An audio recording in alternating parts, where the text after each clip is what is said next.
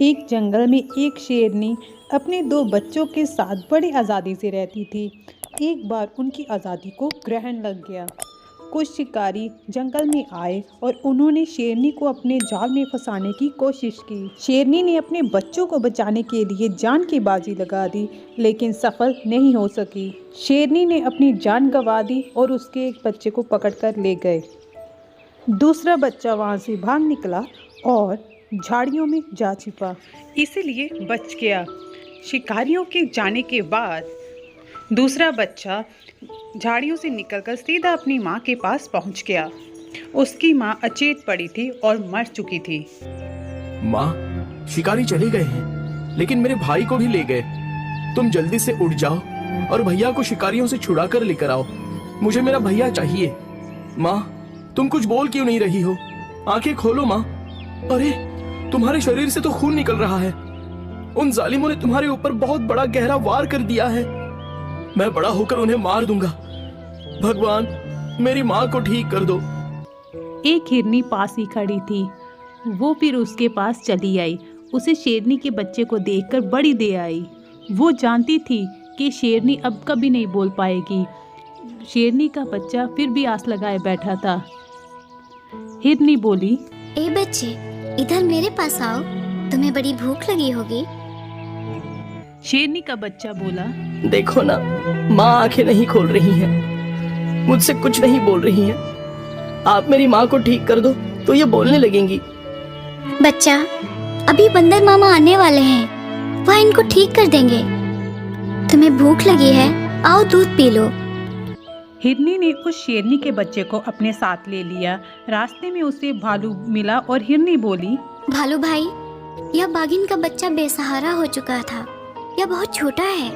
अब मैं इसे अपने बच्चे की तरह पालूंगी। आज से ये सारा जंगल इसे बघेरा के नाम से जानेगा। बघेरा हिरनी माँ का दूध पीने लगा। सब जानवर उसे देखकर आश्चर्यचकित रह गए। उस बिन माँ बाप के बच्चे ने हिरनी को अपनी माँ बना लिया। हिरनी के दो बच्चे भी बघेरा के साथ ही अब खेलने लगे। ऐसा लगने लगा कि मानो एक ही माँ के तीनों बच्चे हों। जब ऐसा एक सियार ने देखा तब उससे रहा नहीं गया। वो हिरनी के पास आया और हिरनी से बोला, मैं एक बात कह रहा हूँ, ध्यान से सुनो। ये बाघ का बच्चा है और इसे पालकर तुम बहुत बड़ी भूल कर रही हो। आगे चलकर यही जान का खतरा भी बन जाएगा। मैंने इसे अपना बेटा मान लिया है। अब चाहे जो भी हो जाए, मैं इसकी माँ बनकर ही इसे पालूंगी। सियार वहाँ से चुपचाप चला गया। हिरनी अब अपने बच्चों के साथ बघेरा को भी पालने लगी। बघेरा सबकी रक्षा भी करने लगा था। बघेरा अब बड़ा हो रहा था। एक दिन हिरनी ने जंगल में कहीं दूर जाना था। हिरनी ने बघेरा को अपने पास बुलाया और कहा, बघेरा, देखो मैं जंगल में कुछ देर के लिए जा रही हूँ। तुम अपने दोनों भाइयों की अच्छी तरह से ख्याल रखना। ठीक है माँ, मैं इनका अच्छी तरह से पूरा ख्याल रखूंगा। हिरनी ये कहकर चल गई। हिरनी के दोनों बच्चे बघेरा के साथ खेलने लगे। एक बच्चा छोटू बड़ा ही नटखट था। वो अचानक उछलता कूदता कहीं दूर निकल गया। बघेरा ने नदी में से कुछ मछलियां पकड़ी और वो खाने लगा। जब वो बाहर आया तो हिरनी के बड़े बेटे को अकेले देखकर चौंक गया और बोला, अरे मीनू, छोटू कहाँ गया? तुम तो अकेले हो और तुमने मुझे बताया भी नहीं। तू बहुत ही बदमाशी करता है। अभी यही था, अचानक गायब हो गया। उसने जाते समय मुझे बताया भी नहीं। चलो चलकर उसे ढूंढते हैं। बघेरा और मोनू दोनों मिलकर छोटू को ढूंढने लगे, मगर छोटू कहीं नहीं मिला। इतने में वहाँ हिरनी आ गई। उसने इन दोनों को देखकर छोटू के बारे में पूछा। ये दोनों भी छोटू को ढूंढ ही रहे थे। हिरनी बोली, तुम दोनों के साथ छोटू था, कहाँ चला गया? बघेरा बोला, हम लोग साथ में थे और वो अचानक भागकर कहीं गायब हो गया। हम दोनों उसे ही ढूंढ रहे हैं। बघेरा, मैंने उसे तुम्हारे भरोसे छोड़ा था और तुम उसका ध्यान नहीं रख सके? यह तुम्हारी सबसे बड़ी लापरवाही है। इतने में वहाँ सियार आ गया। उसने हिरनी को उल्टी पट्टी पढ़ानी शुरू कर दी। उसने हिरनी के मन में गहरी शंका डाल दी। उसने ध्यान से बघेरा का मुंह देखा। उसके मुंह पर मछलियाँ खाने से खून लगा हुआ था। सियार बोला, देख लो हिरनी बहन, इस बघेरा के मुंह में खून लगा हुआ है। मुझे पूरा विश्वास है कि इसने ही छोटू को खा लिया है। तुमने इतने दिन तक सांप को दूध पिलाया और उसने तुम्हें डस लिया है।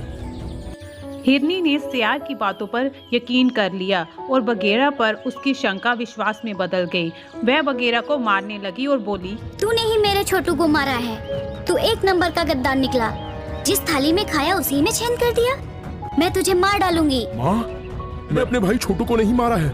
मैं तो अपने दोनों भाइयों से बहुत प्यार करता हूँ। अपनी गंदी जबान से मुझे माँ कहकर मत बुला। तू मेरे लिए मर चुका है। मैं तेरा चेहरा भी नहीं देखना चाहती हूँ। इतने में मोनू बोला, माँ, बगेरा भैया ने छोटू को नहीं मारा है। बगेरा को बहुत कष्ट हुआ और वो वहाँ से चुपचाप चला गया। शाम हो गई और छोटू भटकता हुआ अपनी माँ के पास वापस आ गया।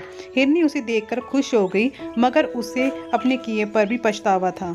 मैंने अपने बच्चे बघेरा के ऊपर झूठा इल्जाम लगाकर उसे यहाँ से जाने पर मजबूर कर दिया। वह बेकसूर था, लेकिन मैंने क्या किया? मैंने उस पर विश्वास नहीं किया। मैंने अपनी जिंदगी की बहुत बड़ी भूल कर दी। अब मैं उसे ढूंढ कर लाऊंगी।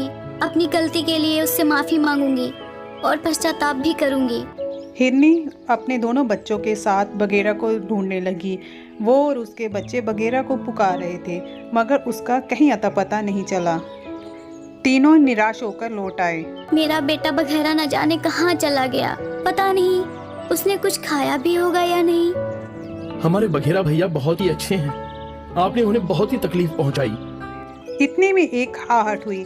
दोनों बच्चों ने बगेरा की परेशानी देखी और बगेरा के पास दौड़ गए और उन्होंने अपनी माँ को भी बुलाया।